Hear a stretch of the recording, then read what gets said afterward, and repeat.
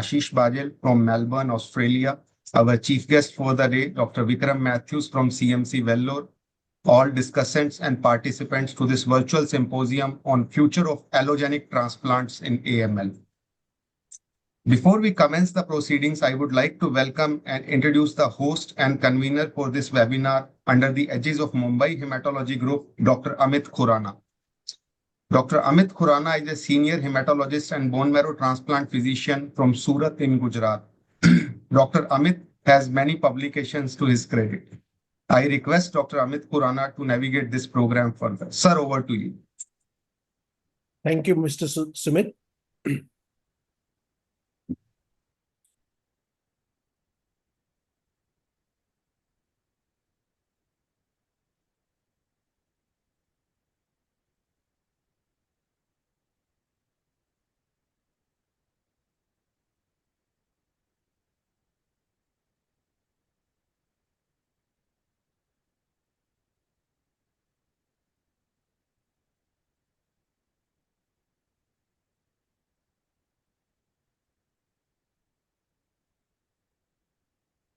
Well, very good morning to all of you and good afternoon and good evening to all of those who are joining from rest part of the world.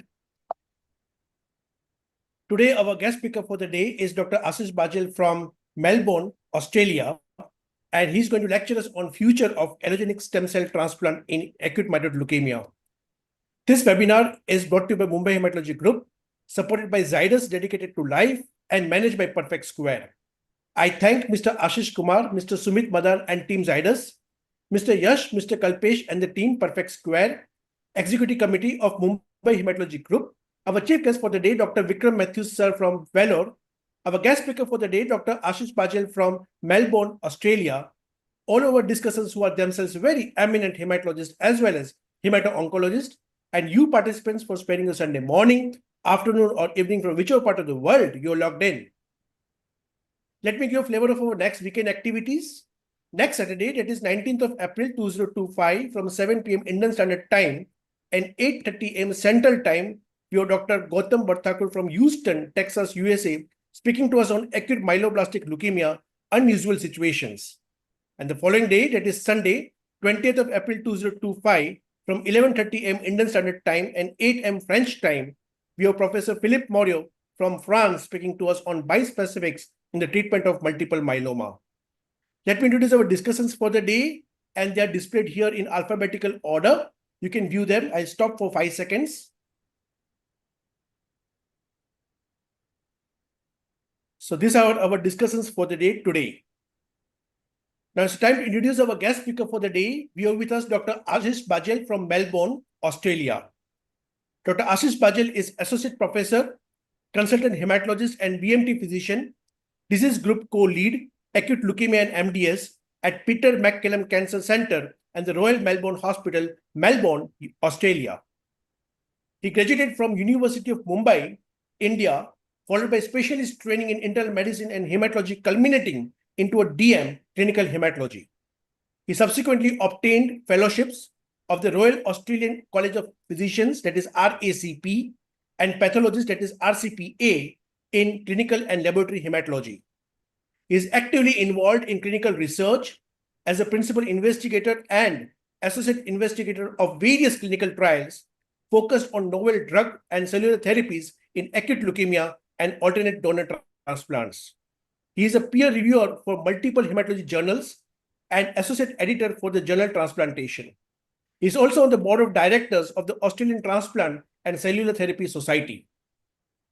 Today he is going to lecture us on future of allogenic stem cell transplant in acute myeloid leukemia. But before he does that, we have a very special guest and the chief guest for the day, no other than Dr. Vikram Matthews sir, Director, CMC Vellore. We all know him very well, but it's my formal duty to introduce Dr. Vikram Matthews sir.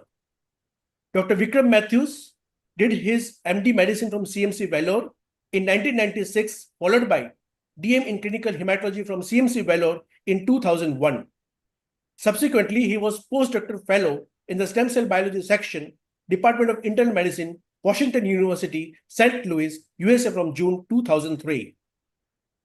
He was also the bone marrow transplant fellow in the BMT unit, Washington University, St. Louis, USA from May 2004. Currently, he's working as professor, Department of Hematology at CMC Vellore. He received Welcome DBT India Alliance Senior Fellowship in 2012 and 2018. He was also Welcome DBT India Alliance Team Science Grant Principal Investigator in 2024. His areas of academic interest include myeloid malignancies, allogeneic stem cell transplantation, cellular and gene therapy. Today, it's my privilege to welcome Dr. Vikram Matthews, sir, to inaugurate our webinar and give some words of wisdom. Well, thank you so much. I stop over here. Over to you, Dr. Vikram Matthews, sir. Unfortunately, Vikram is not able to join, so we'll go straight for the lecture. Sir, over to you, sir. Thank you, Professor Agarwal, and thank you, Dr. Khurana, for this lovely introduction and for this invitation to speak on a topic that I think is becoming a really important topic in terms of how we are going to approach transplantation in acute myeloid leukemia. I'll start sharing my slides, and please let me know if you can. All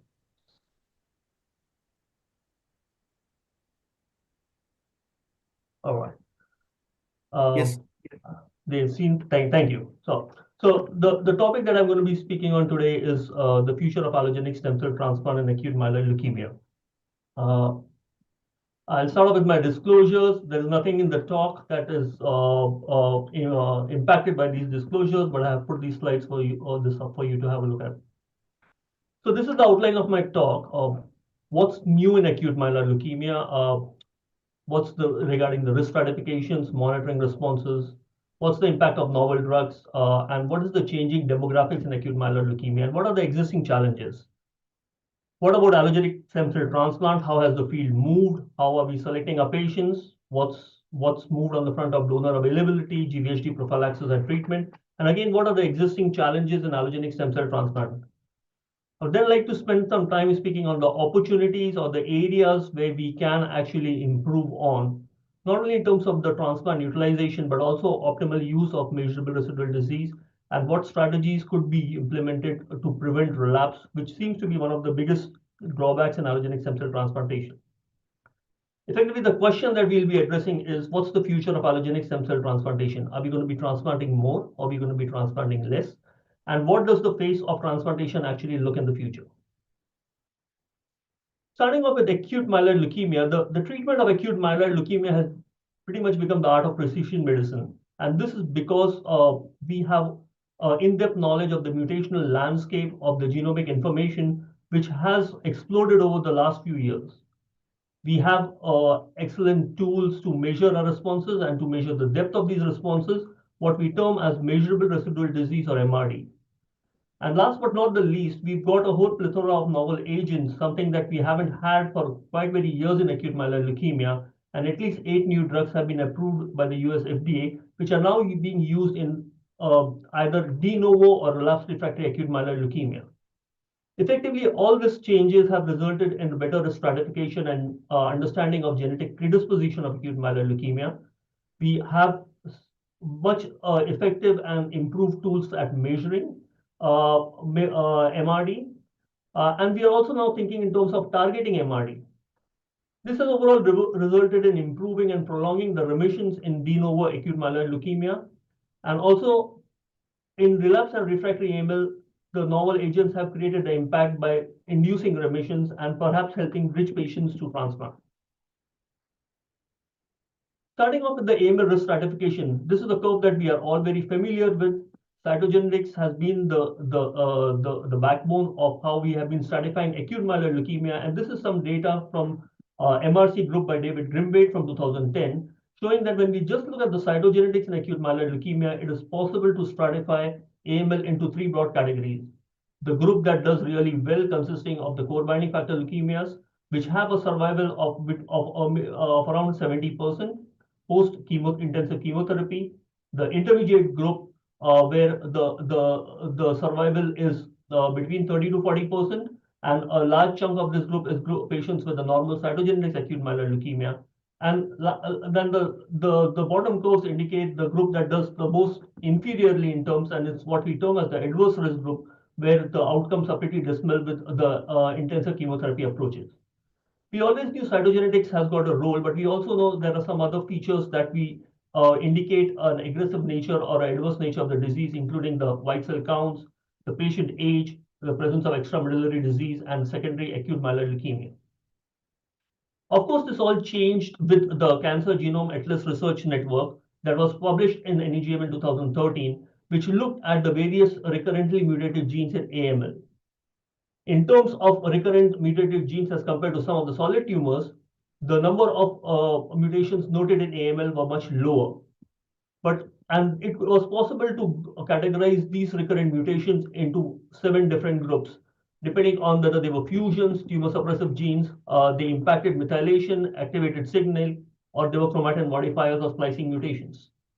Some of these mutations were driver mutations, some of them were direct therapeutic targets, and others had got a role in the classification or in terms of prognosis. And yet others would now have become useful as measuring disease responses in terms of MRD.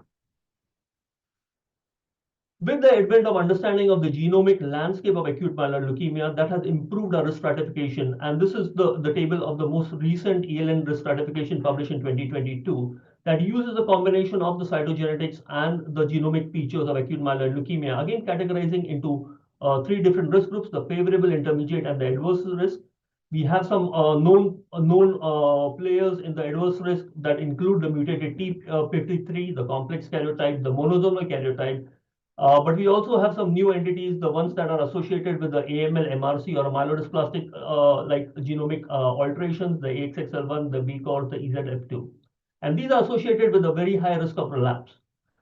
In the favorable risk group, we've got, again, the core binding factor leukemias, but we've also got the BZIP in-frame mutations, or which we commonly previously knew as the biallelic CBPA, and these could have a low risk of relapse.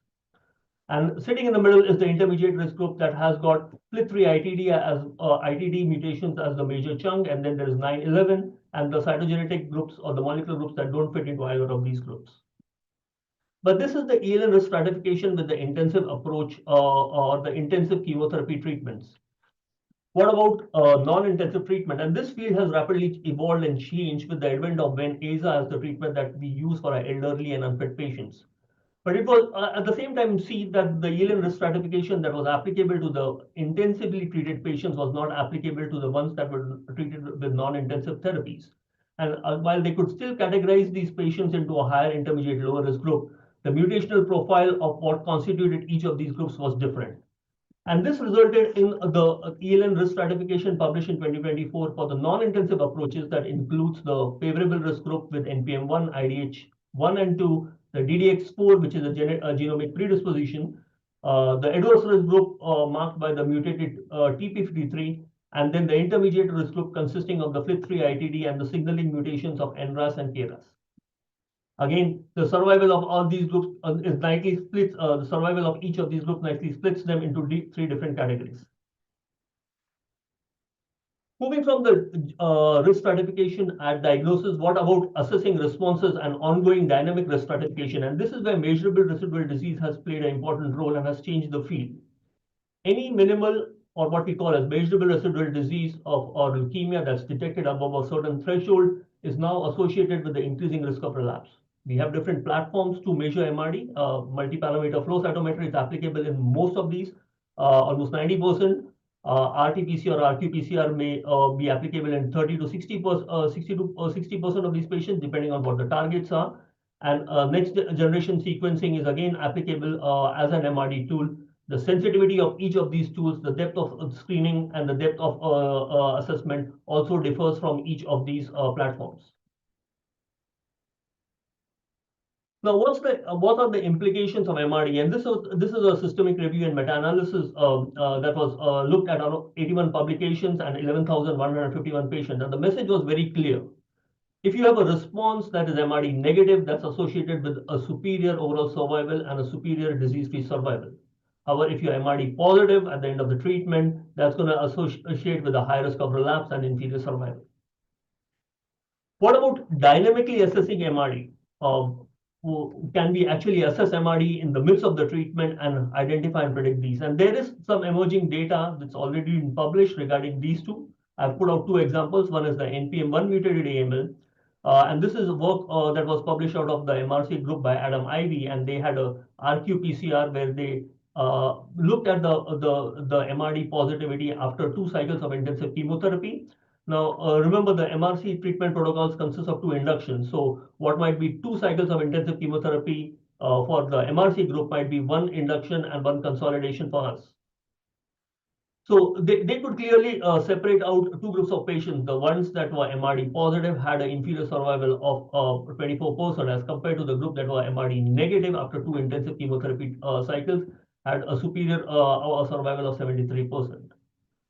We have long known that MRD plays a role in core binding factor leukemias, and this is some data from the French group, again looking at MRD after MRD log reduction that was associated after first consolidation. And if you have a more than 3 log reduction, that is associated with a superior survival, and against a less than 3 log reduction, where there's a high risk of relapse in these patients.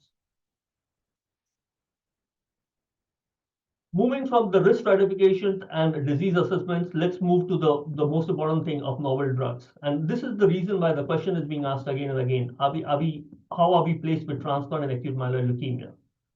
Over the last 10 years, there have been at least 8 or 9 drugs that have come through acute myeloid leukemia that have been approved by FDA. And I have put the randomized outcomes of each of these drugs out there. We've got the FLT3 inhibitors of midostaurin, which is a type 2 inhibitor, and again, it showed a survival benefit when used with intensive chemotherapy. We have quizartinib, which is also a type 2 inhibitor, but a second generation FLT3 inhibitor, and that showed a survival benefit when used in intensive chemotherapy as compared to placebo. Gemtuzumab oxazomicin is a drug conjugated, is a calciamycin conjugated anti-CD33 antibody, and in combination with intensive chemotherapy, the LALA trial showed that it improved the survival. A subsequent meta-analysis, however, showed that the survival was more limited to the favorable and the intermediate risk group and was not seen in the adverse risk group. Gilteritinib is a first generation is a type 1 FLT3 inhibitor and has shown benefit in relapsed refractory AML. We've got Azaven, as I discussed previously, that has changed the paradigm of treatment for the elderly and unfit AMLs and has provided a survival benefit. And then we've got other drugs like the oral azacitidine, which can be used in patients who are unfit for transplant to improve the survival.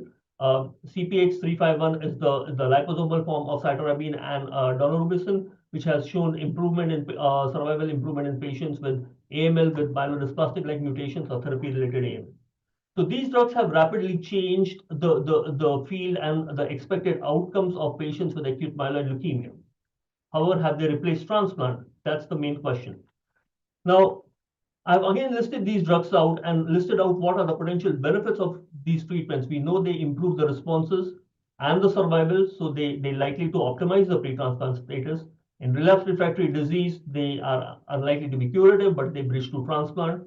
The question is, are they going to reduce allogeneic stem cell transplant? Are they going to eliminate MRD? And effectively, are these novel drugs in themselves going to be a curative option for our patients with acute myeloid leukemia? Let's look at some of these drugs. So what's the role of allogeneic stem cell transplant in the era of FLT3 inhibitors? And this is a data from the RATIFY study on the left, which looks at the ongoing benefit of CR1 transplants. And if you look at the top blue curve in this Kaplan-Meier graph, that's the group that got midostaurin and had a transplant in CR1, as against the group that did not either get midostaurin or had a transplant in CR2. The maximum benefit was in patients who had a CR1 transplant and received midostaurin. These are the forest plots of the quizartinib or the quantum first study. And again, if you look at the hazards ratio, allogenic transplant in CR1 shows a clear survival benefit in this patient. So despite the era of the FLT3 inhibitors, they in themselves are not curative, but still need an allogenic transplant to be offered to patients in a first remission. Moving to CPH351, which is shown a survival advantage as compared to 7 and 3 in patients with AML, MRC, or in the therapy-related AML. Again, the group that had survival benefit was the group that actually, the maximum survival benefit was the group that had allogenic stem cell transplant. And if you look at the median overall survival of the group that had CPH351 and then went on to have a transplantation, the median survival was not reached. But if you look at the median overall survival of the entire CPH group, and this includes patients who had a transplant and who did not have a transplant, that is just 9.3 months, showing that clearly allogeneic stem cell transplant maintains its survival benefit in the era and with the use of CPH351. What about venetoclax azacitidine? Now, venetoclax azacitidine is a drug that's been approved, or a combination of drugs that's been approved for elderly and unfit AML. But the definition of elderly and unfit AML is a bit subjective, and it's likely that the usage of ven and aza is going to move into patients older than 60 who might be otherwise fit for intensive chemotherapy, but for a variety of reasons might prefer to take ven aza. Now, there was a survival benefit in the ven-aza group as compared to the placebo. But this is the long-term survival of the VIALE-A study, which has nearly a 43-month follow-up of these patients. And if you look at the curves keep on dropping and reach down almost to less than 20% survival in the group that got ven-aza. So we don't think ven-aza in this group of people is going to be actually a curative treatment. The contrary, this is the post hoc pooled analysis of patients with VIALE-A and the phase 2 study that was the M14358. And again, if you look at this is a smaller cohort of patients, and they looked at patients who actually had a transplant, and you can see that there is the curve flattens up, and as a result of this, we expect that there is a survival advantage. Now, most of the data with ven-aza has been in small series and retrospective institutional series, but in the patients who are fit for a consideration of a transplant, the question needs to be asked, and a decision needs to be made whether the patient is suitable, because transplant does offer a survival benefit in this group. The last bit in AML that I would like to touch upon is the demographics of AML. We all know that the incidence of AML is on the increase. We are seeing more cases of acute myeloid leukemia. We also know that this is the median age of presentation and diagnosis is increasing. So we are dealing with the older cohort of patients now. And this is data from the Australian Institute of Health and Welfare that shows that the median age of acute myeloid leukemia is near 70 years that we are seeing in the Australian group of patients. It's not only that the age of these patients is increasing, but there is a trend that we are seeing in terms of the changing demographics. We are seeing a slow increase in the proportion of therapy-related AML patients seen. This graph on the left is from the Swedish AML registry. The Swedish AML registry captures almost 98% of the patients diagnosed with AML in Sweden. And they could show that over the period of this registry, the incidence of therapy-related AML nearly doubled and went up to 11% as compared to 4.5%. The work on the right is done by my colleague Zihan Yo, who looked at the Cancer Council registry in Australia from 2004 and to 2022, and we could see the same trend that while the proportion of de novo AMLs has not changed a lot, we can see a clear increase in the therapy-related AMLs over the period of time. Therapy-related AMLs, as you're all aware, are an adverse risk group of patients, and these patients can potentially be cured only with allogeneic stem cell transplant. Having said that therapy-related AMLs is on the increase, there is also important to note that with all our successes in treatments like lymphomas and myelomas and all the immunotherapies that are coming in, we are seeing an increasing risk of therapy-related AMLs in the era of post-CAR T cells. This is work done at my institution. Again, this was presented at ASH last year by Zihan, who's done it as a part of a PhD. And she looked at the cohort of B-cell lymphoma patients who got CAR T cells. This was a combination of patients that got Kymriah and Tecartus.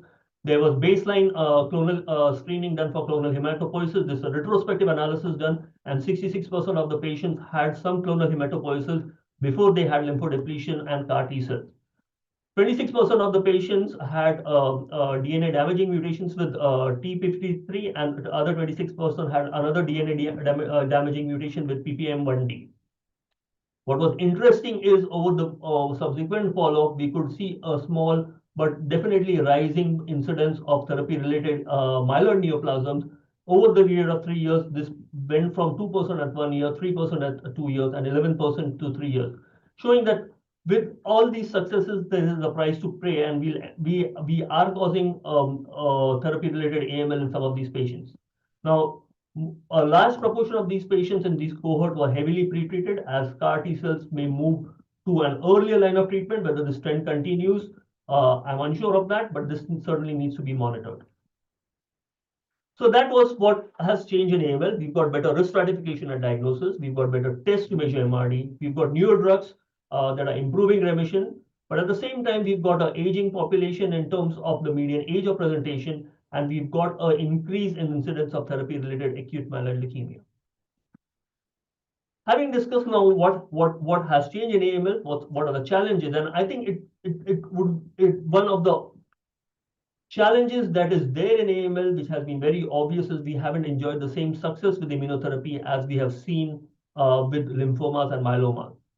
The examples I have put up is about magrolimab. Magrolimab is an anti-CD47 antibody, and it was thought that it was going to change the paradigm of treatment because the phase 2 data looked very exciting. Unfortunately, due to higher incidence of deaths and there was no survival benefit, the further development of this drug unfortunately has been closed. CAR T cells is another area which has not made that headway in AML. Part of it is because of the targets being ubiquitous, and they end up causing myelosuppression to the point that these patients need a transplant.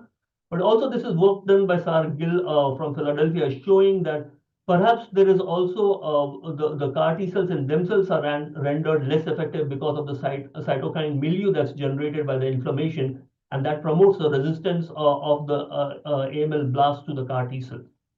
So work has to be done, and it's an existing challenge how we're going to advance this field. Having said that, immunotherapy has not moved a lot in AML. It would be amiss for me not to mention that allogeneic stem cell transplant is perhaps the most curative and the oldest form of anti-leukemic immunotherapy that we know of. It has been long known to be curative in patients with high-risk AML in CR1 and in relapsed AML patients.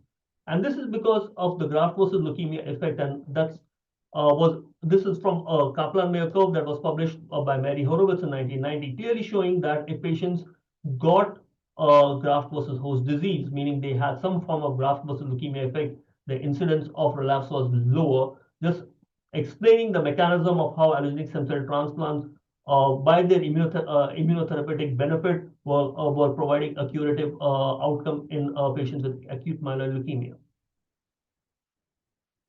What are the considerations? And before I go to what has changed, I'd just like to quickly run how we think about allogeneic stem cell transplantation. And it all starts with the disease and the treatment options that might be available for the disease. We have to, of course, think about the patient, their age, their comorbidities. We have to then think about the availability of the donor. We have to think about how we are going to condition these patients, what's the level of fitness. And all of this is done with the hope that we'll end up with a successful outcome for our patients.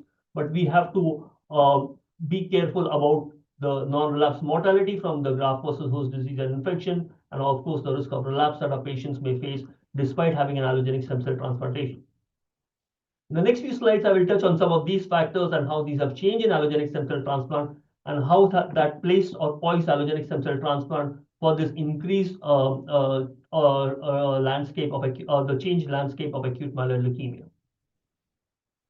Now, who should we be transplanting? When should we be transplanting? And this is work by John Korath. This is a meta-analysis of all the donor versus no donor trials published way back in 2009, but clearly giving out a message that there was a benefit of survival benefit of allogeneic transplantation in CR1, in the intermediate risk group, and in the poor risk group patients. So this was across 24 trials, 6,000 odd patients, and if you zero in on this thing, you can clearly see on the forest plot that the intermediate risk group CR1 and the poor risk group patients in CR1 are the ones that benefit from transplant.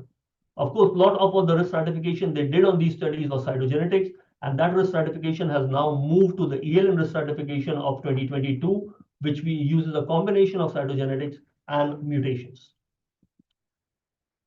What about the older demographics of patients? Have you been able to extend transplant to the older patients? We certainly have been able to move transplant with reduced intensity conditioning and extend the graft versus leukemia effect. On the left is a curve looking at the CIBMTR data, looking at 1,000 odd patients. It's a mix of lymphoma patients and AML MDS patients.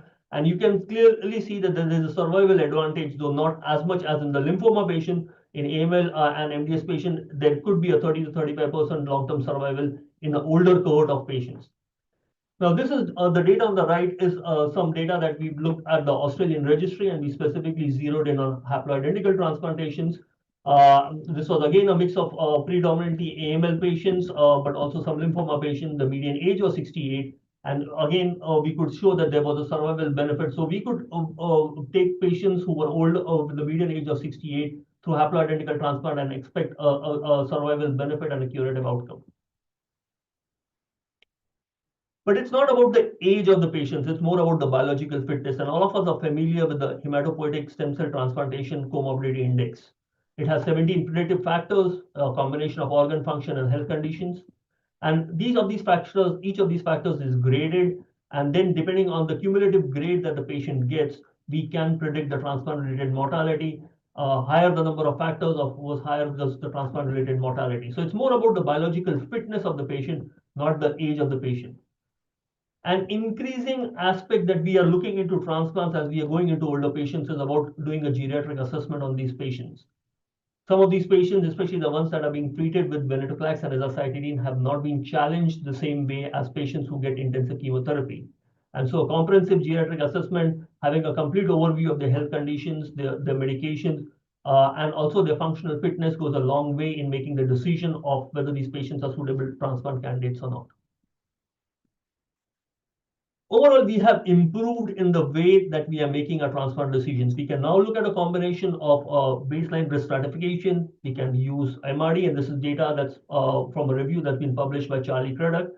We can estimate what the based on these combinations, what the risk of relapse of these patients with chemotherapy is, what the relapse of them with transplant is, and then we factor in the performance score of the patient, the comorbidity index, and we can make a decision whether of the risk benefit of whether these patients should proceed to the transplant.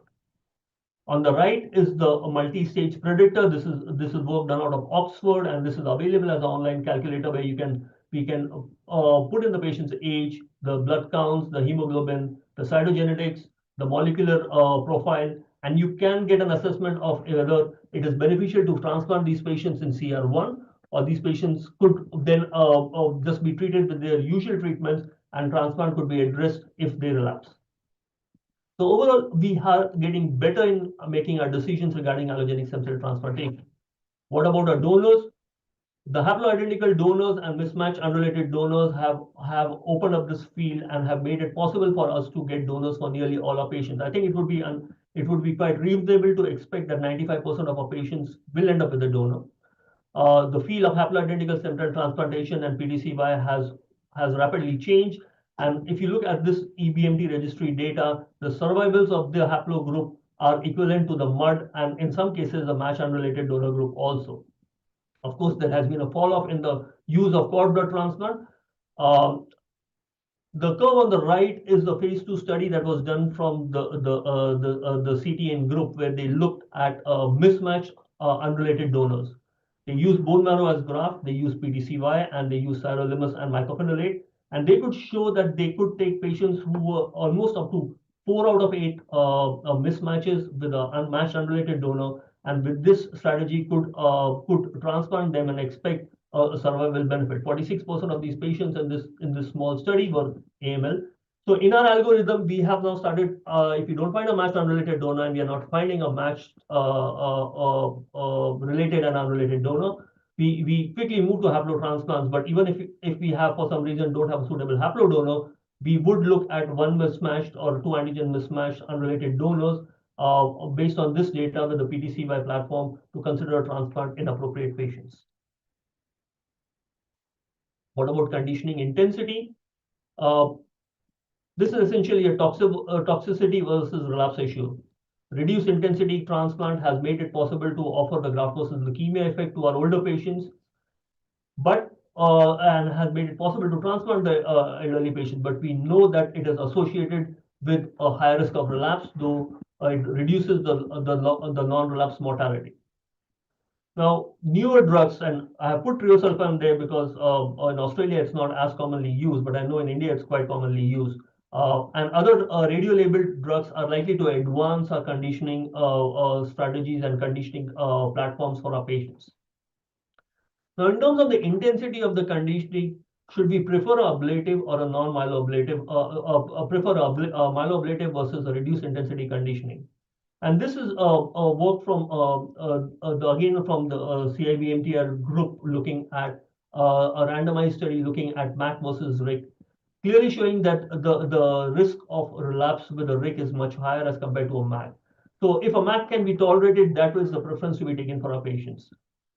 There's data by Chris Horrigan looking at, again, MAC versus RIC conditioning in patients allogeneic transplant, showing that myeloablative conditioning to a certain extent may override the MRD positivity pre-transplant. Now, should we try to augment the reduced intensity conditioning? What if we try to intensify existing reduced intensity conditioning? And this was done in the Figaro study out of UK, where they tried to intensify the existing reduced intensity conditioning, but they could not show that it resulted in improved post-transplant survival. Hence, perhaps there is no benefit in trying to intensify our current existing reduced intensity conditioning. We previously saw that the causes of non-relapse mortality are predominantly infection and graft versus host disease. And without spending much time, I've just put it on one slide that there is a whole plethora of novel drugs that have now come into the prophylaxis and prevention of graft versus host disease. JAK inhibitor ruxolitinib is a drug that has been established in 2 phase 3 studies at both acute and chronic GVHD for the treatment of graft versus host disease. Abatacept has been established in mismatch unrelated donor transplant, and there are other drugs that are currently going through trials that are likely to change the face of how we prevent and treat graft versus host disease. What about infections?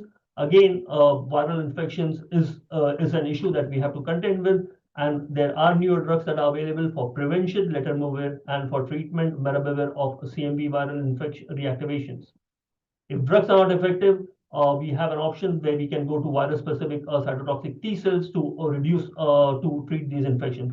So we've got better tools to reduce the risk of non-relapse mortality in a transplant.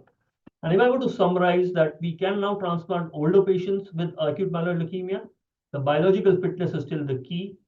We are much better at the pre-transplant risk assessment and decision making. We've got a much broader pool for early donor identification. We've got new novel options to prevent and treat graft versus host disease and infections. As regards to conditioning regime, I think the field will move forward only after we have some novel drugs or approaches. Tweaking the current conditioning protocols, the Figaro study has shown, is not going to result in a big change in survival. So I think that the changes in allogeneic stem cell transplantation, we are poised to address the changing demographics and the landscape in acute myeloid leukemia. But what's the limitation? The limitation of allogeneic stem cell transplant still is relapse. 30 to 70% of our patients will experience relapse depending on their risk stratification and the pre-transplant disease control. Obviously, it's going to be higher with patients who've got adverse risk stratification at baseline. And this is some data from the US showing at causes of death of patients across allogeneic stem cell transplantation. And the ones that are colored blue are the ones that are related to the original or the primary disease as the cause. And you can see that they form a major chunk of the cause of death in patients who are having an allogeneic stem cell transplantation. So it's an area that still needs to be addressed. Now, moving on to the next thing of what our opportunities exist. And I would split this into can we utilize transplant better? Can we assess patient transplant better? And can we prevent relapse better? Now, transplant utilization, this is data that's some real world data that was done by one of my colleagues, Nisha Tyagaraja, who took on this mammoth task of linking two registries, the National Blood Cancer Registry in Australia and New Zealand, that captures the data on a majority of the patients with acute myeloid leukemia. And then she linked these patients to the Australian New Zealand Transplant and Cellular Therapy Registry, essentially achieving a mapping of the whole treatment paradigm of the patient and mapping out the whole treatment pathway of the patients. So we had the date of diagnosis, we had the date of achieving remission, we had the date of transplantation, we had the survival of these patients. Now, the stratification that was used was the MRC cytogenetic stratification. We did not have that much genomic data on the registries at that point of time. And they did a landmark analysis showing that both in intermediate and adverse risk AML patients, the ones who had a transplant, had a superior survival outcome as compared to the group that did not have a transplant. Clearly, adverse risk AML, a lot of work needs to be done, but the group that did not have a transplant did inferiorly. But what was important is this data. When we looked at the patients across board, the ones we could track, as I said, what proportion of these patients had achieved a remission, what proportion of these patients had a transplant, we saw that of the adverse risk group, or the group that we should be considering a transplant, of the group that achieved a CR, only 51% of our patients were actually reaching a transplantation. If we took it from diagnosis, only 35% of these patients were reaching out from transplantation. So of course, there is a lot to be desired in terms of the transplant utilization, and not a lot of our patients were, not all of our patients who we thought should have a transplant were making it to transplant. We don't think it was because of the delay in offering transplant, because we've got now here the time from the diagnosis to the transplant, and the median time from diagnosis to transplant was 4.5 months, which means that these patients probably had time for induction consolidation and then could move to transplant. There was a bit of difference between the match-related and unrelated donors, but again, the transplant delay is not the cause why there is a fallout of these patients happening. So clearly, we are still trying to look into factors, but it could be that some of these patients were losing their response, or some of these patients did not have adequate referrals or timely referrals for transplantation. So early referral is important, and this is data from the MD Anderson, where they looked across their older patients, older than 60 years. They looked at the percentage of patients who were actually referred to transplantation, and also looked at the percentage that got to transplantation. They could show that there was a clear benefit in the group that had transplantation against the group that did not have a transplantation. And this was a combination of patients who may have had intensive chemotherapies or non-intensive approaches. But as you can see from the top curves, that as the percentage of patients that are referred to transplantation goes up, so does the percentage of patients who end up transplantation, and so does the proportion of patients who have a survival benefit. So early referral is the key to get to improve our transplant utilization for patients who need an allogeneic stem cell transplantation. How do we optimize the use of MRD? Now, we know that peri-transplant MRD predicts allogeneic stem cell transplant outcome. This is work from the Washington University, where they looked at MRD based on multi-parameter flow cytometry. And they showed that peri-transplant patients in CR1 who were MRD positive or negative actually had the superior survival as compared to the group that was MRD positive. This was both applicable in overall survival and was applicable in a relapse-free survival. So clearly, we have to optimize the use of MRD. We have to identify these patients who we have earmarked for transplantation, whether they are MRD positive or they are MRD negative pre-transplantation, and also perhaps post-transplantation. Now, this is some work that was done out from Australia by Sun Lu, another young hematologist who did this as a part of a PhD. And she looked at two groups of patients. The first group on the left, she looked were FLT3 ITD group of patients who had a transplantation. This was a retrospective look, and the pre-transplant samples were subjected to a highly sensitive FLT3 ITD NGS. And she could show across the irrespective of the level of MRD, that if you were MRD negative, the chances of relapse were higher and the survival was inferior as compared to the group that was MRD negative at less than 0.001%. Similarly, on the right, she did the same kind of study for patients who were KMT2A rearranged, and KMT2A rearranged patients, we have a multiplex PCR. They could again show that if the patients were MRD pre-transplantation, that resulted in a improved survival as compared to the group that were MRD positive pre-transplantation. So just building the case that MRD assessments peri-transplantation, pre-definitely and also post-transplantation, is very important for us to optimize the survival outcomes and to treat our patients such that we can avoid relapses. So how do we go about preventing MRD? Should we be just waiting for a relapse and then treat, or it's better to actually be more proactive about it? And there are two strategies that we can employ here. One is the maintenance strategy, where irrespective of the MRD, you start, irrespective of the patients, you start them on the treatment to reduce the risk of relapse. Or you go the preemptive strategy, where you detect MRD and then you start administering some treatment to mitigate that MRD and to reduce the risk of relapse. What are the strategies that we can use, and which are the patients? Of course, the high-risk patients are the ones who have got an adverse risk, those who are transplant MRD positive, those who are beyond CR1 transplant, and to some extent, we know RIG transplant have associated with the higher risk of relapse. What are the strategies? Some of these we use quite commonly. We can taper immunosuppression early. We can use cellular therapies. There are studies looking at prophylactic cellular therapies. In our practice, we don't employ prophylactic, but we do a lot of preemptive use of DLIs where we use based on chimerism or MRD driven. We use graded DLI for our patients. But what I'm going to focus on is the use of pharmacological therapy, whether targeted versus non-targeted, whether this can be employed. And the reason this field has now become quite relevant is because of the explosion of the novel drugs that are now available for treating AML. When we're talking of non-targeted therapies, we are using essentially treatments to evoke a graft versus leukemia effect. When we are talking of targeted therapies, we are targeting directly the malignant clone, and we are trying to eliminate that malignant clone now. The drug typifying the non-targeted therapies are the azacitidine, and there are 3 trials that have looked at it.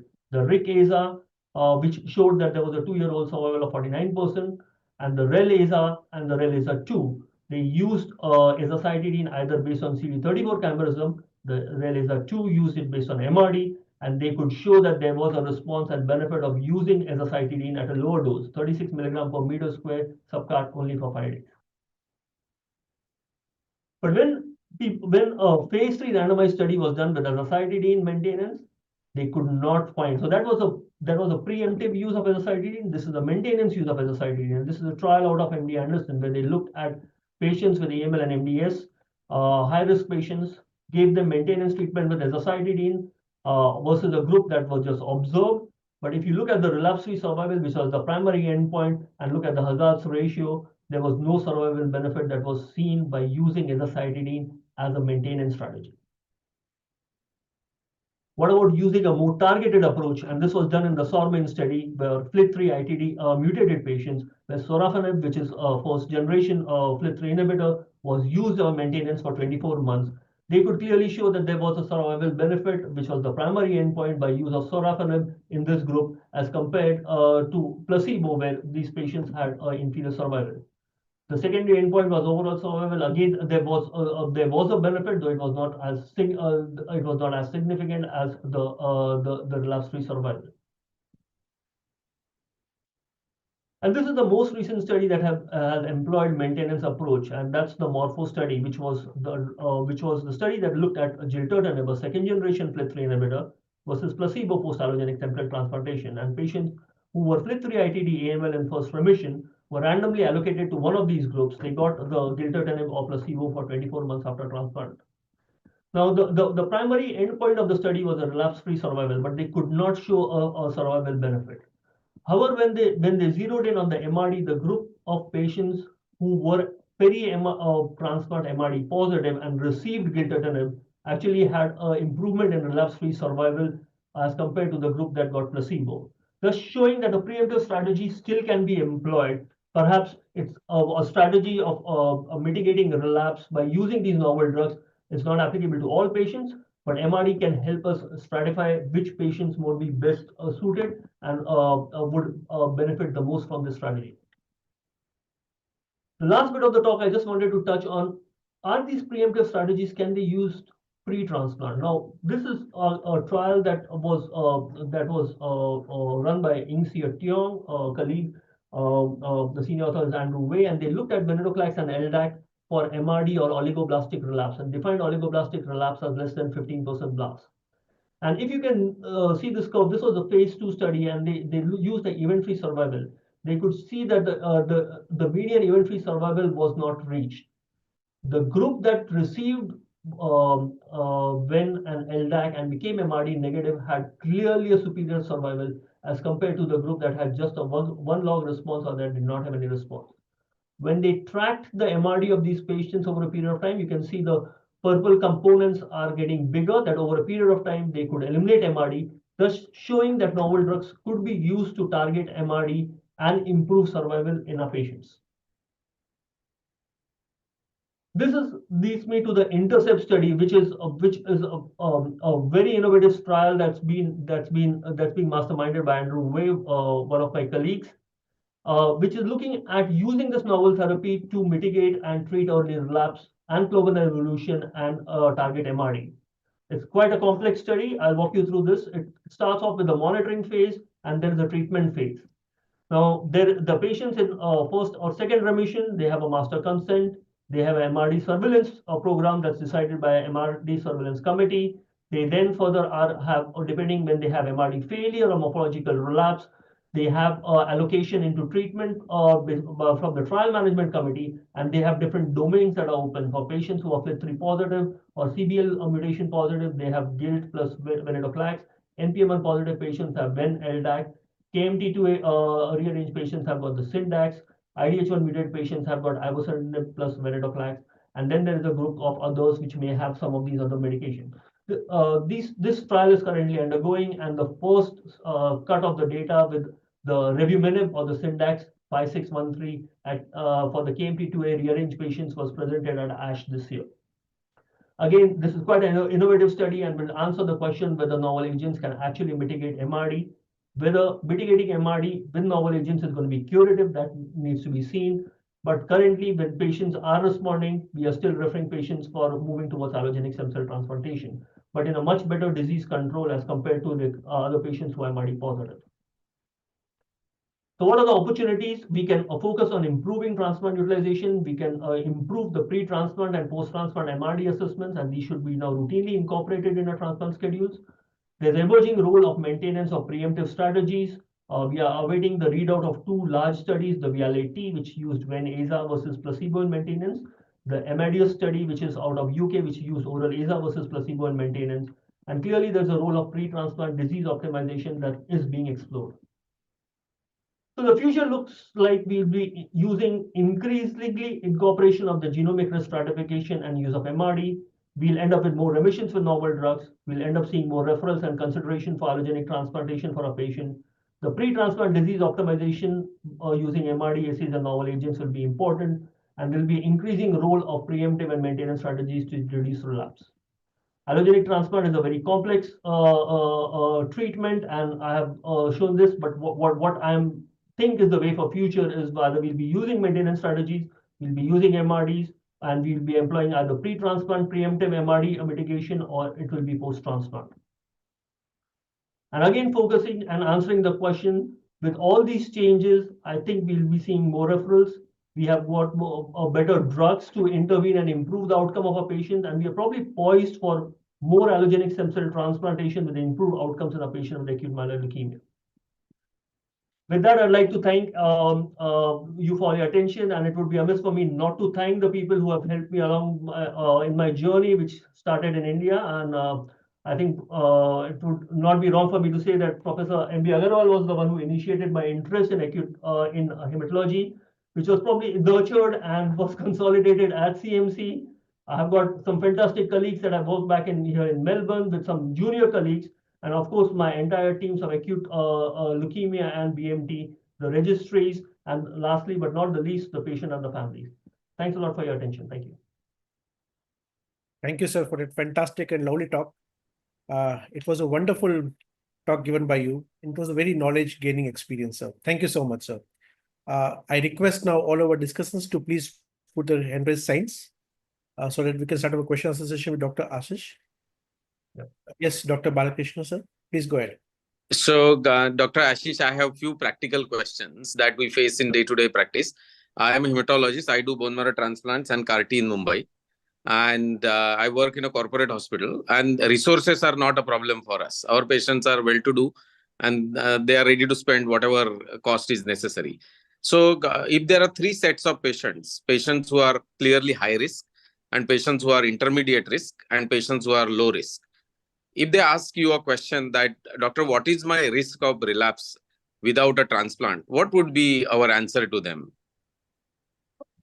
So I think the way we define low risk group is the groups that have got a less than 30% or 35% chance of relapse. And these are the groups of patients that we would not offer a transplant in CR1. But we will monitor these patients with MRD-driven strategies wherever they are feasible. At least for a period of 2 years after they've had a treatment, because that's the maximum period. And if you look at the ELN guideline recommendation, 2 years is the period that they say that you should be monitoring a patient. Now, of course, if these patients show a consistent MRD rising pattern of more than a log, then you are getting into a point where you probably need to intervene, whether you need to treat them with some novel drugs and reduce that MRD and then take into transplant. But that's a sign these patients are working towards relapse. The intermediate group, we usually say that there is a 45 to 50% risk of relapse, but that's the group that we are most focused on in splitting by using genomics, and we are using MRD in that group very consistently. The adverse risk group is where we would say that they have got more than a 70 to 80% chance of relapse. And that group of patients, I wouldn't worry about MRD driving my decision. You might get an MRD negative in an adverse risk group of patients. That's not going to be, that's not a foolproof way of believing that this patient is going to be in remission, because we've seen enough of that these patients will have, may have a flow cytometry that's negative, but they will eventually relapse. So if you get an adverse risk patient, certainly I would move towards transplant. Intermediate risk group patient, I would use MRD and then stratify them into transplant. You have to look at their fitness. You have to look at what other options you have for those patients. Sure. So follow up to that, I have two more questions. So if you look at the Indian setting, haploidentical transplant and matched unrelated donor transplant has nearly 35% death rate at the end of 365 days. That is much higher compared to the Western world, as well as it would be compared to Australia. The reason for that are two specific reasons. One is that nearly 80% of our AML patients are CMV-wise high risk, because they're CMV IgG positive, their recipients are CMV IgG positive. So that is one. Other thing is that we have multi-drug resistant Klebsiella, Pseudomonas, and E. coli. So their non-relapse mortality in haploidentical transplant as well as matched unrelated donor transplant is significantly higher compared to places where the risk of infections is low. Considering that, in an intermediate risk AML, is it balanced, that risk is balanced to do the haplo and mud?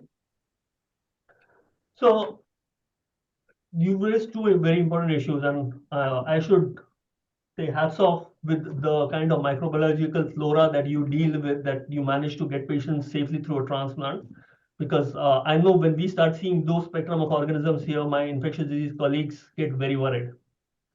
For CMV, I don't know whether you've got letermovir, but if you've got letermovir, that's a good option of reducing the CMV reactivation.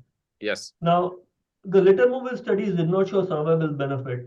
They actually delay the CMV reactivation, but if your patient's CMV reactivation happens a bit later, they're perhaps better equipped to handle it. You may end up treating it, but their blood counts are more stable, their graft is more stable. You might be able to handle it much easier later on rather than early.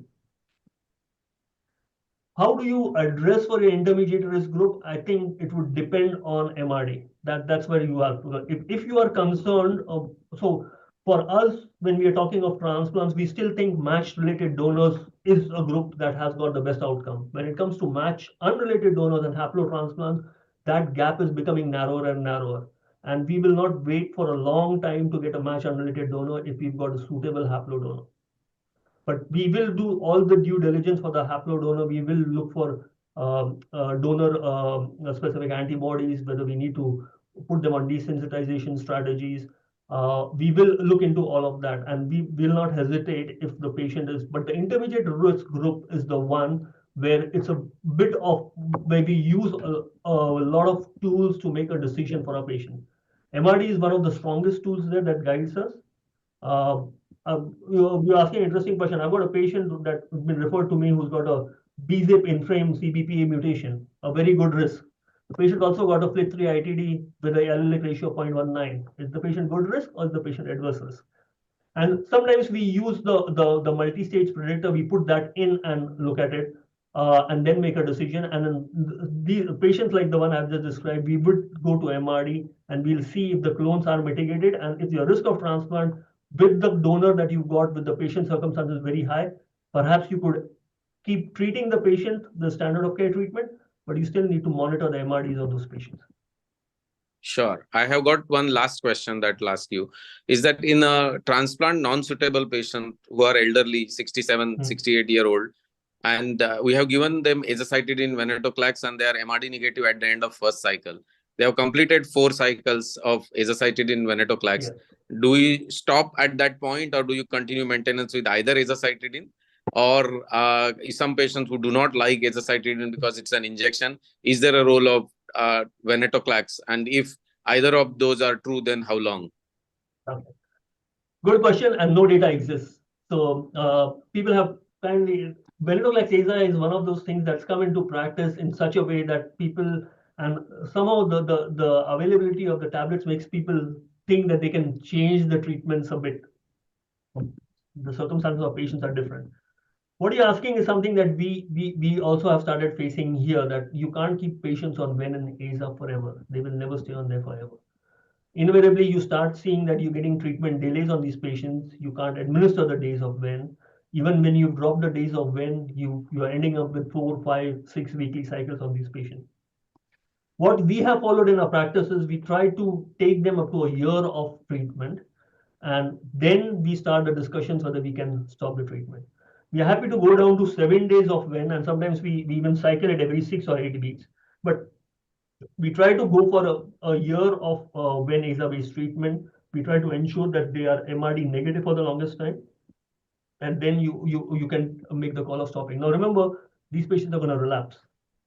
The ones where we've seen the longest survival benefit are the ones that are NPM1 and IDH2 mutated patients. Sure. They will stay into this, and even those patients, they are on a very rigorous MRD monitoring. Now we are lucky that we can do that very routinely. We were struggling for that for quite some time till the Australian government decided to fund MRD as a treatment. So we can do it quite regularly, but we monitor these patients. But 1 year is the time at which we consider stopping. But at the end of the day, your treatment toxicities are going to override your decisions of continuing treatment. If your patient is getting too much toxicities, well, then it's time to stop the treatment. I have not seen a lot of advantage of continuing single agent ven. In the sense, it will still cause the cytopenias. The effective doses of single agent ven are actually 800 or 600. When you go down to small doses, whether you're getting the same benefit, nobody knows. We are also seeing a bit of emergence of BAX mutations with patients on venetoclax. We don't know whether that actually translates into actually a relapse to patients.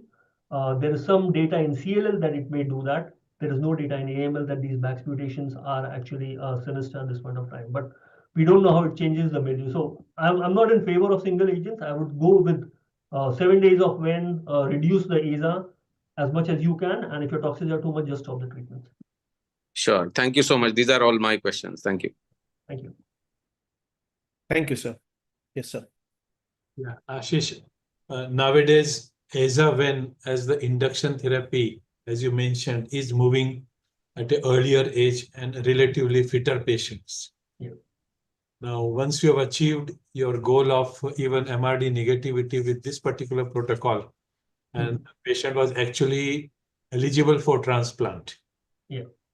Now, what do? You just consolidate them with the HIDAC, or you transplant them because they already become MRD negative and they were transplant fit. Yeah. So it's a difficult one, sir. Again, we don't have a lot of data here, but I think in addition to the MRD negativity, you have to look at what the baseline risk stratification of this patient was. If you've got a patient that's P53 mutated and you've got them in MRD negative, that's not going to hold forever. So if you've got a window to take those patients into transplantation, I would still push them into transplantation. For the ones that are intermediate risk group, then it boils down to what the patient's preferences is, what are the donors available for him, what are the other health conditions. That goes to a discussion at that point of time. What you see the risk benefit analysis of the transplant. And if they are MRD negative and transplant is going to give them a transplant rated mortality of 30-35%, I would not transplant those patients. Then in those circumstances, I would go whether they are fit for some intensive consolidation, try to use some intensive consolidation. We've had a few patients where we had to do that, but then once we do that, we put them on some MRD monitoring program so that we know what's really going on for them, even if we use a bit of intensive consolidation. Sometimes once you've used ven-AZA and you go to intensive consolidation of intermediate or high dose LSC, you might end up seeing prolonged cytopenias there also. So there is a small risk there going at here. The other question is, when you have a targeted sort of target is available and you have a drug available to you and you are trying to use as a when, will you also use a targeted agent there? Will you replace one of the two drugs with that targeted agent? So 3, 2, or just continue with as a when? So and I'll put it in more perspective. You must be asking about FLT3 mutated patients because they are the common group where we have a targeted mutation to use. Unfortunately, none of the GILT trials initially done with AZA, the lacing trials were negative.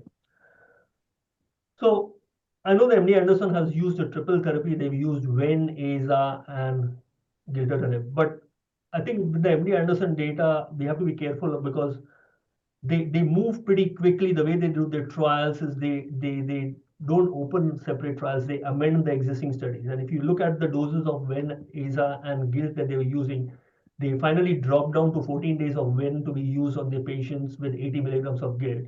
That's just for one cycle to get them in remission. And from cycle 2 onwards, they go on 7 days of Ven and then keep the GILT on. So that's one way of giving all the drugs together. We had a trial in Australia, the AML 25, where we used Ven, LDAC, and we used midostaurin, but we used the midostaurin sequentially. We completed the LDAC on the patients and we continued the Ven on the patients, but we added the midostaurin only after the LDAC was done. And we found that the tolerability of that combination was better when we were cycling the drugs a bit rather than giving everything together when they get a lot of toxicity. So I think it depends on how well the patient is going to be equipped to handle the myelosuppression that these combinations are going to cause. If you're going to combine with ivosidenib, I'm not too worried about it. The biggest worry that comes with is with gilteritinib because it's got a really long half-life and it causes a lot of myelosuppression. Sure. Yeah. Any other questions, sir? So He was crystal clear about most of the things. So many questions I had in my mind, he sorted them out in the lecture. thank you, sir. So there are some questions from the audience. Dr. Karan wants to ask that he has a young patient who is inversion 16 positive with c-KIT mutation positive and had a very high blood cell count or white blood cell count during presentation. Does he requires a transplant upfront in this scenario with inversion 16 positive plus c-KIT mutation positive? That's a slightly high risk group of patients. The c-KIT tends to worry you, and when you get the c-KIT along with the inversion 16, you are probably at a slightly high risk of relapse. The things that I would look, and the high white cell count is another thing that worries, that would make you worried. Now, we have discussed these patients a lot in our meetings. We usually have every week a leukemia and transplant joint meeting where we discuss these patients. One of the other things that we look at is what's the allelic fraction of the KIT mutation. If it's a huge allelic fraction of the KIT mutation, then we would worry and there might be a slight bend towards transplant. But more of these patients, we have actually put them on a very stringent MRD monitoring program. We have not taken them to front of transplantation. We have now, it doesn't mean that we'll always pick up the MRD positivity. We'll still end up having a patient who has a morphological relapse and then we have to transplant them. But we've adopted the strategy that we are pretty confident that if we can take them to a very stringent MRD monitoring, we will monitor the MRD and make a transplant decision on inversion 16 based on that, rather than the c-KIT alone. Sure, sir. His next question was also similar, that now after 2 cycles of intensification, his inversion 16 by PCR is low level positive. What would you do next, sir? So the low level positive doesn't always tell you what's going on, because some of the core binding factor leukemias can have low level positivity for a really long time. And these patients, there is the cohort of patients who will be in low level positivity and won't relapse. The trend is the most important thing. If you see the trend is changing, then that's a sign. So in this particular patient, I would prepare everything to move to a transplant quickly if I have to move to a transplant. Thank you, sir. And this monitoring has to be done by peripheral blood or by bone marrow, sir? So we initially do it on bone marrow, And when we are they are MRD negative on bone marrow, we do a concurrent bone marrow and blood to show that they are the same, and then we move on to blood. And bone marrow every 3 months? So initially, yes. So for 2 years, every 3 months, if we are doing bone marrows here. Perfect, sir. Another question is from Dr. Amber. For a FLT3 positive AML who has been put on EZA plus Ven plus sorafenib upfront, becomes MRD negative, should we go for bone marrow transplant upfront or go for wait and watch approach? So what was the, sorry, I missed, what was the baseline? ITT positive AML started upfront with EZA plus Ven plus sorafenib, all three together. MRD becomes negative now. So should we go for upfront transplant or should we hold on, wait and watch? So couple of things there. When you look at Ven AZA, there's a publication in Blood from Courtney Redardo and Ing Su. They looked at the cohort of Ven AZA patients and looked at what were the predictors of actually relapse in the Ven AZA patients. And the ones that came across were FLT3-ITD and P53. Those are the patients that when you treat a FLT3-ITD patient just with Ven AZA, the risk of relapse and treatment failure is very high. When you're combining it with sorafenib and you've got MRD negative, the critical question is what are you using to detect your MRD negativity? If you're using a capillary electrophoresis, you're just picking up 0.5 or 1%. That's not deep enough. That's not going to tell you anything. If you had a baseline high allelic ratio of FLT3-ITD, I would still move these patients into transplant if they're fit for transplantation, because the long-term data with sorafenib is not there whether you're going to get a curative outcome in combination with Ven AZA. So it's not just about the FLT3 MRD. It's more about what platform you're using, what sensitivity of the test you're using. And if you're not using a very sensitive test and you're not able to keep on repeating your test, then perhaps for a FLT3-ITD, I would, and if the patient's suitable for a transplant and you've got the resources for a transplant, I would move to a transplant. Thank you, sir. Another question from Dr. Ali Mahmoudi. In resource-constrained regions like Sub-Sahara, do you advise the use of less intensive pre-phase cyto reduction treatment before starting the induction?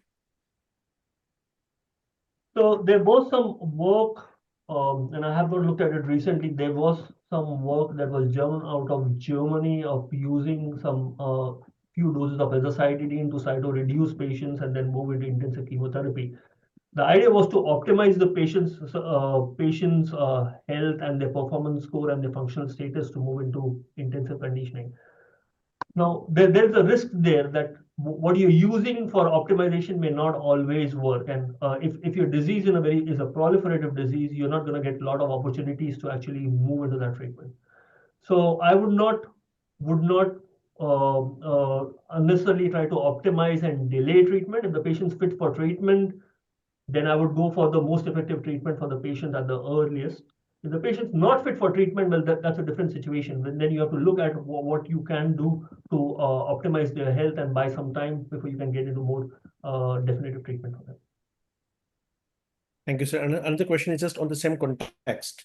So if the patient is not fit and has to be put on EZA plus Ven, is there the way that we start with EZA first and then put on venetoclax afterwards? Or has to be EZA Ven upfront only? So the EZA Ven as a combination is interesting because we know how Ven works. We know it's a BCL2 inhibitor. It pushes down the leukemia cell to the apoptotic pathway and kill the killer cell. What the EZA done and which is being thought about is it actually targets the other pro-survival proteins there. So it kind of starts looking at the MCL1 and other pathways and prevents that. So if you use one earlier, then you're going to cause an upregulation of the other pathways and you may not get an effective treatment for your patient. So if you're going to use your Ven AZA, use the Ven first. Ideally, you start the Ven AZA simultaneously because the synergism is a combination, has a benefit. If you look at the single agent Ven data that was in the phase 1 study, the CR rates were quite low in that. They were only 19%, and that was mainly in the IDH1, IDH2 mutated. So if you're going to use that strategy, I would say use Ven first, then use AZA. And if you want to do that, use it in the ones where that would be most sensitive, NPM1, IDH1. But otherwise, in most other circumstances, we'd say use them simultaneously to get the best benefit of the drug combination. Thank you, sir. There's one question from Dr. Prakash Nidhi Tiwari. Your opinion regarding the use of azaven in pediatric AML. In geriatric AML? Pediatric. Pediatric. I don't treat pediatrics. I won't comment. I will not be the right person to comment. So unless there is data published and unless your patient not fit for intensive chemotherapy, I don't know. I don't know. Sorry. No issues, sir. Another question is related to FLT3 ITD positive AML relapse refractory setting. A patient already on gilteritinib for 2 years. Now financially, patient is not affording for gilteritinib. Was doing very well. What options do you have in relapse refractory setting with gilteritinib monotherapy now not affording? Yeah. A difficult proposition. It's a very difficult proposition. So if you move from GIL to something like sorafenib, I don't expect they will get a lot of benefit. Your other options are quizartinib. Again, it's unlikely to be beneficial when you've got GIL failure. In our practice, when we have that, we would be looking for other mutations that might guide us what to do. For example, if your patient's NPM1 or mutated, then in some of those patients, we've tried to move towards menin inhibitors to actually target that mutation, the founder mutation there to get some benefit. Or the other direction we moved is in clinical trials. But there is no standard of care therapy that we are aware of, because most of these patients that break through gilteritinib usually break through with the RAS mutation. The only thing that works on RAS mutation is high-dose Ara-C, may work to some extent on RAS mutation.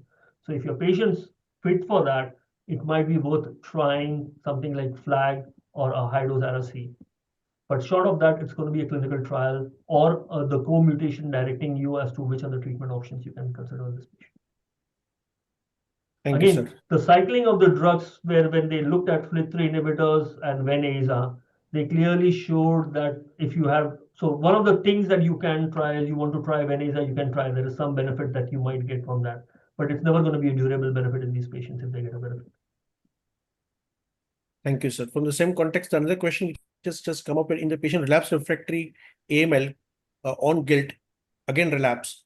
Is there any trial undergoing regarding low-dose cytarabine plus cladribine plus venetoclax? So most of the work of the CLAG Ven-Aza is coming out of MD Anderson. They've got the data coming, the alternating cycles of CLAG and Ven-Aza, and their data shows that that regime is well tolerated. They get a good response. They keep on cycling. The initial cohort of patients they used were in relapse refractory, but the most recent data that's coming out of them is mainly in de novo diagnosed patients where they're using the CLAG regime and they're alternating it with Ven-Aza. So that's the only data I'm aware of. Yeah. Thank you, sir. So there are no more questions from the audience. Anybody wants to? Yes, sir. Any comment on that French study of 7+7 protocol of venetoclax and Aza? So, of course, it was a retrospective study that they did, and they showed benefit. The French themselves have gone back and said 14 is what they will use minimum, but in some circumstances we use that. So the way we have decided in-house to use our Ven-Aza is we try to go for default of 21 days of Ven, and we stop the Ven on 21 days. We can stop it earlier if they get a septic episode or something, but we'll do a marrow by that time to see what's going on. For patients who got an MDS and have moved to an AML, we try to give Ven only for 14 days, and that's mainly based on the Verona data, because when Verona, the phase 3 study, before that they did the phase 2 study, they found that anything more than 14 days was quite toxic for MDS patients. So patients who are moving from MDS to AML, we decided that we'll go to 14 days of Ven. But patients who are really frail, we have in our protocols built in that we are, based on the French data, happy to try 7 and 7 in those patients. But these are the patients that we are wondering how they will hold with Ven-Aza. We have got a very good reason to give them Ven. They may have an NPM1 mutation or IDH2 mutation. We have decided we don't want to give them oral decitabine or Inqovi. We decided we'll go with Ven-Aza. In those patients, we'll try 7 and 7. The other cohort of patients where we've tried to drop it down, who's got a very fibrotic bone marrow and they are older, in those patients, we dropped to 7 and 7 sometimes to keep that. As a default, we try not to drop to less than 14, but those are the frail patients and the ones with fibrotic marrow that we are happy to drop down to 7. Thank you, sir. There's one question which has come from Dr. Shyam. Actually, there are 3 questions. Do you recommend venetoclax with induction chemotherapy for all the patients? Okay. So again, we don't. Okay. So few things to consider there.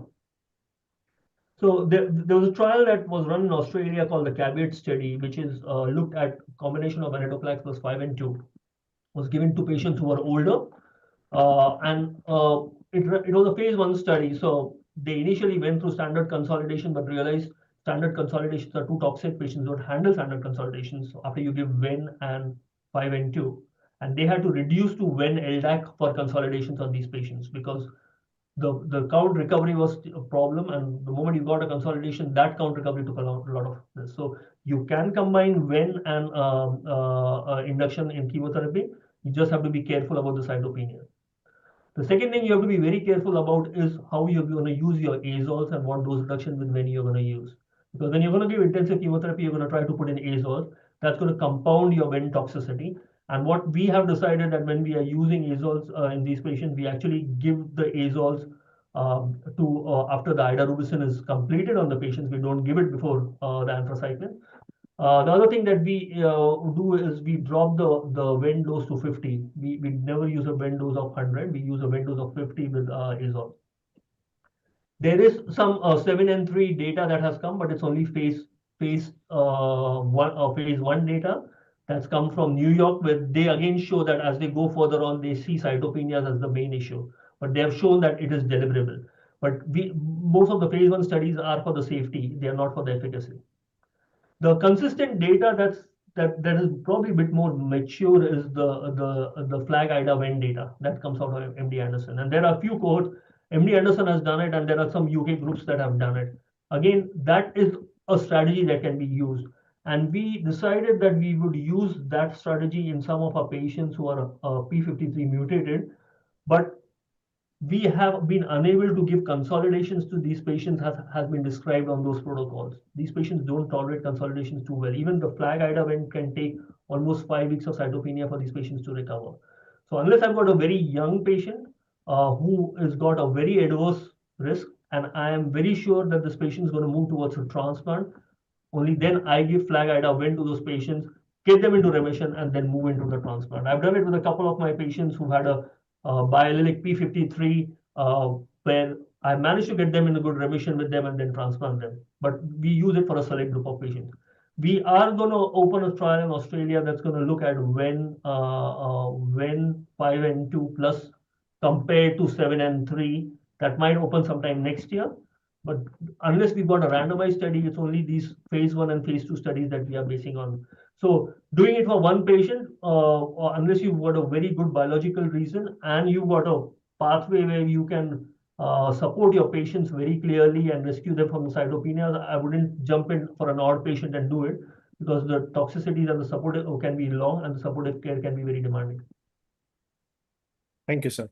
Another question he has regarding CBF AML.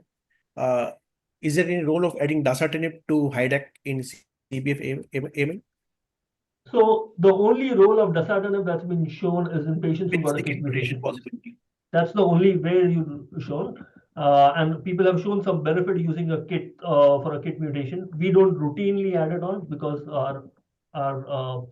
the way the medical reimbursements work in Australia, we won't be able to get it, and the data is not a randomized data, so it won't be approved in Australia for use. But the only place where you can use it is c-KIT mutation. That's got a biological reason. But rather than use that, if you can use gemtuzumab for your patient, that's a better drug to use for your core binding factor leukemia patient, because there's very clear data showing the benefit of gemtuzumab. And the French studies have used 3 doses of gemtuzumab, and consolidation they've gone to 2 doses. But we based our practice more on the MRC data, where they use a single dose of gemtuzumab with their induction treatments, and they could show a survival benefit. So we don't end up giving the patient repeated gemtosumab. We just use a single dose as per the MRC practice. So it's a single dose of gemcitabine induction only, one dose? Induction only. Is They further did a trial with the 2 doses also, and they could show that the MRDs were better, but they could not show a survival benefit in those patients.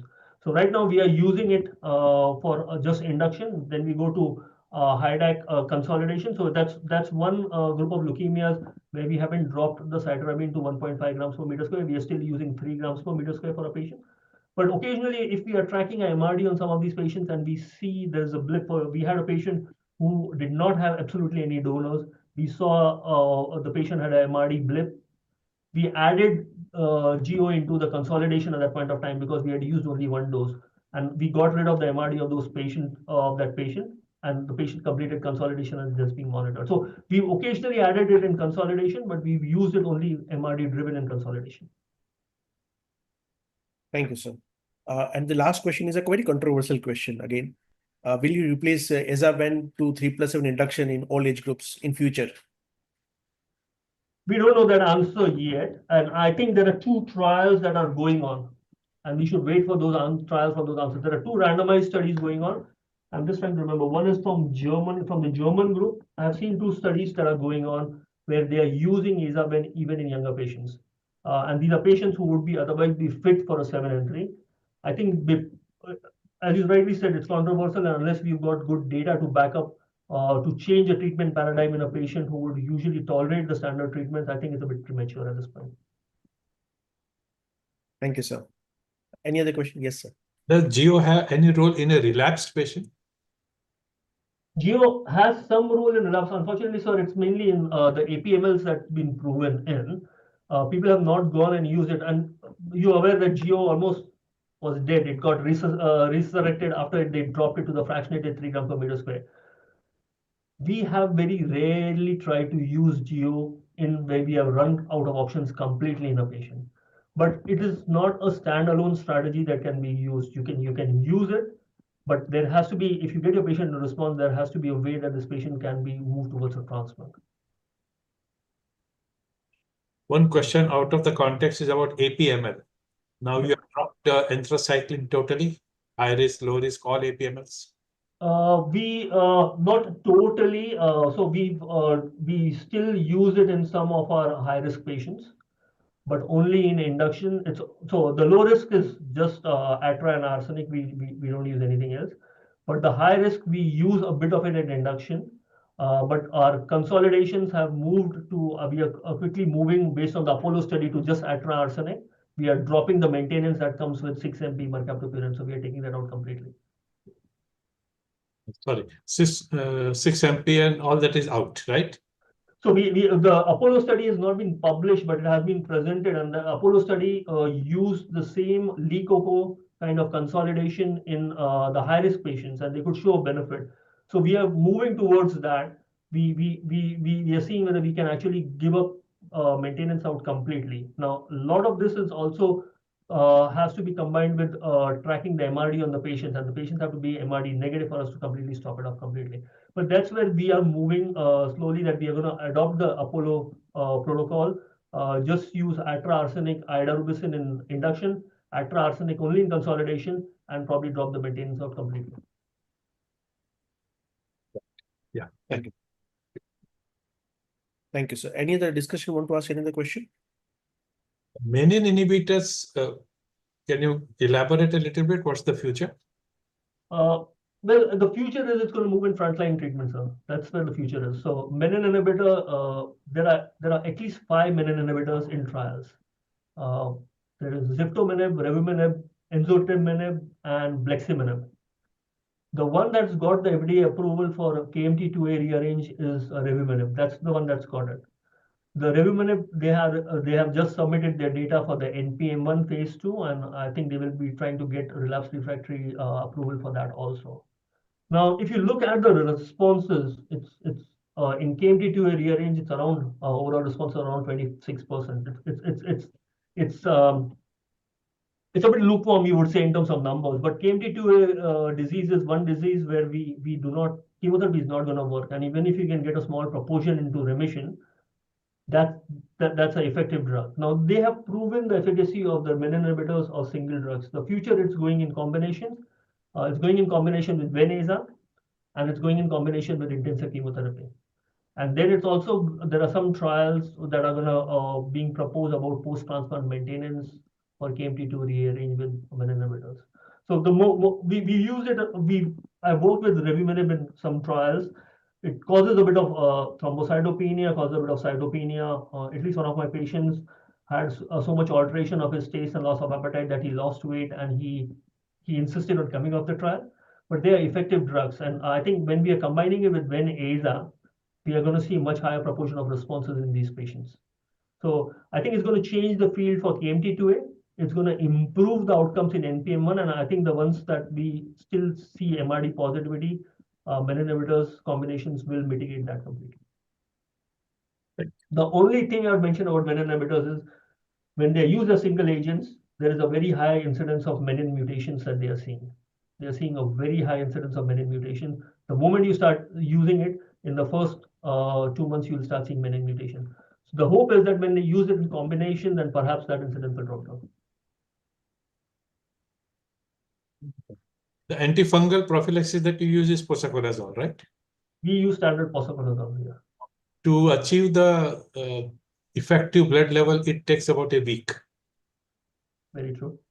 So when you are giving POSA and you drop Ven dose to 50 mg, then are you not giving too inadequate dose of venetoclax? You're quite right. And we were doing that initially till we decided that we would actually introduce POSA only on day 8. So we moved it out, and precisely for that reason, that when we are dropping it early, then we are causing combination. So what we decided that we would go for the first 7 days with routine. Day 8, we thought we had sufficient exposure with the Ven for those patients. We had probably sufficient levels, and we would drop and introduce POSA and then drop to 50. So day 8, you will drop Ven to 50 mg and introduce. And put the POSA in, yeah. But I mean, theoretically, you are still now second whole week with a very low dose. Yeah, but so the 50 is based on, if you look at the data, the published IP says go to 70 of this. Well, Effectively, what we were doing at one point of time, because 70 was and there was shortage of 10 milligram tablets, we were going to 100. We started seeing a lot of cytotoxicity because of the 100 that we were using with them. So we had to drop back to 50. I don't think we've seen losing a lot of responses at this point of time, because we probably, I think if you're going to decide to give Ven for a much shorter duration of period, I think it's going to make a difference. When we are committed to 21 days, we've seen patients go into remission. thank you. Thank you so much. Yeah. Thank you, sir. So I think there are no more questions. So we go over to the vote of thanks now. Sumit. We have Mr. Yes. Sumit Madan, please.